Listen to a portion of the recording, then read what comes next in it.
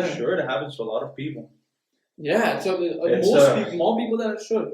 It's discouraging because people start to think they're bad at whatever they think they like or whatever they like doing. It can be like that case. A lot of people feel an interest, for example, in middle school and high school towards math. Oh yeah. But then they get shit on by their teacher, professor, whatever. Yeah. And it's not even because they are not good at math. They might be amazing at math given the proper aid. But more often than not, it's a teacher that sucks at teaching.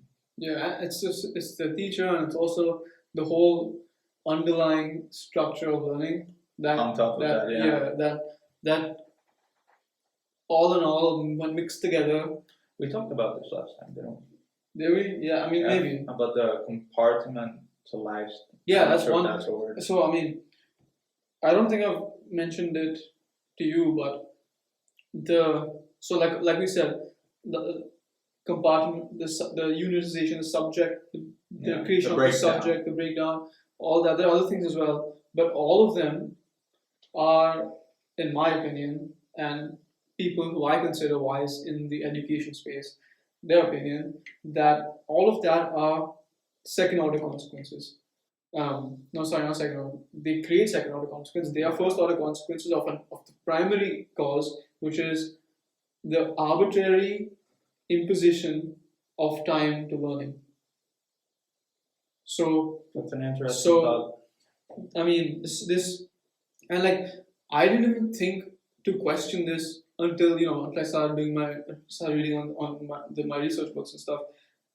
Like this is such a fundamental aspect, like grade 1, grade 2, grade 3. You know how everything is 1 year. It's all measurable. One year. All broken down and measurable by time. Yeah, 1 year per study expectation, and then you test, and if you pass, you get a score. You move on to the next, which is another year. So basically, that imposition of time to learning. So in an XY graph, right? Not XY graph. Sorry. What do you say? In a not forget a graph, but like there's time and there's learning, right?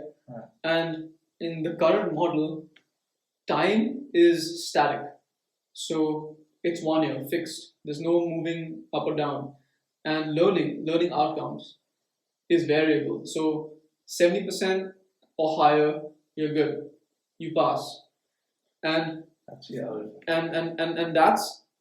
that's the fucked up part, which needs to be flipped to learning is fixed. That means you get this, you display an understanding of this fixed amount, whatever amount we decide of learning outcomes. You show this ability, then you move on to the next grade. It may take you a year, may take you more than a year, might take you less than a year. You have to show full proficiency before moving to the next. Before moving to the next level. And so in the ignorance of this and the usage of the alternate method is how the subjects get created. Then also exams, because then grades, stuff like that. A parenthesis here. Using examinations to test every single subject is possibly one of the most abysmally wrong things we can do in education. I'm sorry, but there are simply some things that should not be, your proficiency should not be measured through tests. Because, especially in today's world, with the internet at your fingertips, it is stupid to want people to accrue an unattainable amount of knowledge and display it in a period of time with a certain amount of questions that, first of all, don't test your knowledge fully. Second of all, are imperfect by design. Yeah. Because questions, and especially professors, I don't know if I didn't used to notice or I was just too dumb to understand it back in high school. But now that I'm in college, dude, the questions in the exams are so poorly formulated, those people should go back to high school. That's a consequence of the fact that the professor, the teacher has full authority in the class. Exactly. And they get lazy. They get lazy and they start recycling stuff, or they'll just write some fuck all thing that they'll write the night before or whatever, or writing small period of time. They won't put any thought behind it. Dude, I've seen so many exams with typos. If I put a typo in my final paper, I get deducted a letter grade. If a professor puts a typo in the exam, oh, it's no worries. I'll just write the correct word on the board. What kind of double standard bullshit is that?